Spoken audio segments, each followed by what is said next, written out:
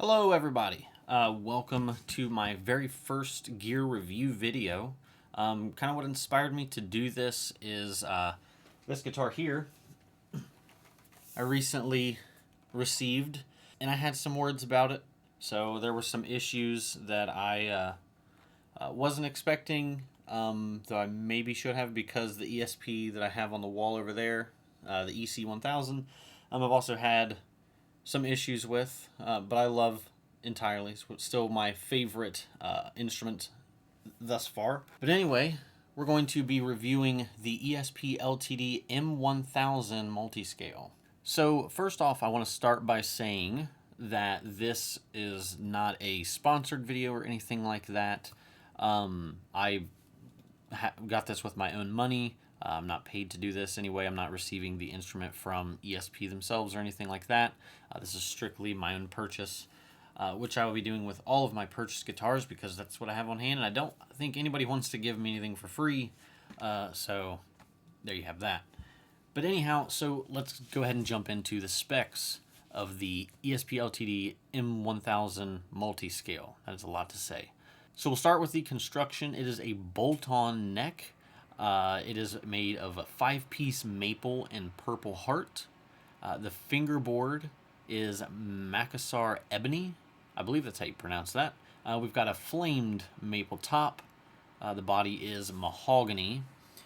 Overall, the scale is 26.5 by 25.5, and it is multi-scale. So the lower end of the strings, you've got the 26.5, and up to the high E, you have a 25.5. There's just an inch, so it's not a major fan, I guess you could say. So it's not really hard to get used to. This is actually the very first multi-scale I've ever played, and it's actually quite comfortable. The fingerboard radius is 350 millimeters. The finish is see-through black satin.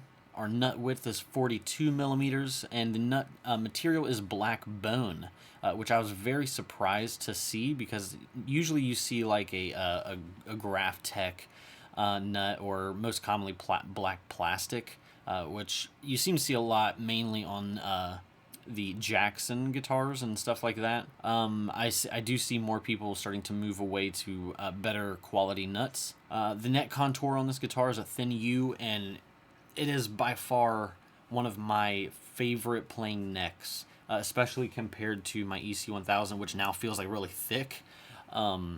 Which they still say it's a thin U shape, but it feels more of a C to me. Not that that's an issue, it's just, it's weird going back and forth from the M1000 to the EC 1000. Moving on to frets, we have 24 extra jumbo stainless steel. Their hardware is black. The strap buttons are standard. They're not locking or anything like that. The tuners are LTD branded locking tuners. I have not had any issues with them. My EC 1000 has those same ones, and they hold up very well. The bridge is a hip shot with a string through. The neck pickup is a Seymour Duncan Sentient. The bridge pickup is a Seymour Duncan Nazgul, if I could speak today. Electronics, both of these pickups are passive. There's no kind of battery that you need or anything like that. Electronics layout, we have a volume and tone, which is a push-pull on the tone knob to give you that single coil sound, or to emulate that. And then we have a 3-way switch to select between the pickups. They come strung from the factory with D'Addario XL 110s. Does not come with a case, which kind of stinks to me, because this guitar is almost $1,400. It's $1,399 from most dealers. So I don't feel like I'm getting $1,400 worth of guitar. That could just be me being spoiled to the pre-price increase of all these guitars. I remember when an EC 1000 used to cost like $800 or $900, and now they're up in the thousands. But that aside, it is a nice instrument. My biggest complaints on my EC 1000, which I've owned for over 5 years, has issues when you with the toggle switch. When you select between pickups, it does not like to give you any signal, so you kind of have to sit there for a minute, play a little bit, and then eventually the signal comes in. So I think there might be some kind of electrical issue there. The same thing is happening with this, although it's not exactly the same in terms of the switch. It is specifically just while you're playing. I'll be recording a track or whatnot. I've been doing a lot of the Swola challenges by Ola England, mainly using this because I've only done 3, so 2 of them were with this guitar. And I've noticed that when I'm recording, the signal kind of fades in and out. I've tried changing the cable. I've used an amp versus my interface to see if maybe that was an issue, and that doesn't seem to be solving anything. So randomly the signal will be full bore, sounding great, and then it just kind of fades out like it's losing power, almost as if there was a battery in here and the battery was dying. So I'm kind of bummed about that. It is what it is. Maybe I'll open her up one day and see what's going on, see if there's an issue inside of here. I'm not sure if I want to send it back yet, though, because I feel like if you're paying $1,400 for a guitar, that shouldn't be an issue. Now, I'm sure you probably want to see a little bit of playing. I'm not the greatest guitar player in the world, but here's how this guitar sounds in a mix.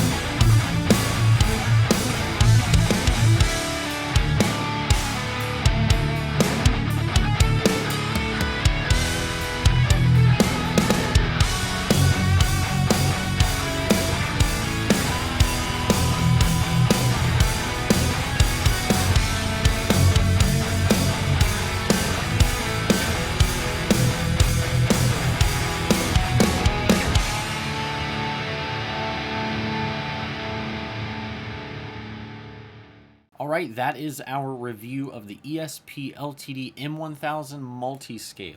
It's a little overpriced if you ask me. It's got a lot of nice features. However, the issue with the wiring is a huge drawback for me, obviously, but I'm kind of used to that with ESP. I don't know if that's just a thing with their company, that wiring is a normal issue on the LTD line of guitars. Hopefully it's not, but it has been for me, unfortunately. I think it'd be amazing if it was a neck through, especially at a $1,400 price point. I guess you get what you get these days. So anyhow, thank you for watching, and I hope to bring you more videos in the near future of guitar reviews, Swola entries, and anything else I can think of or that you can think of. Leave a comment below, maybe like, subscribe if you think I did a decent job or whatever. So, see ya.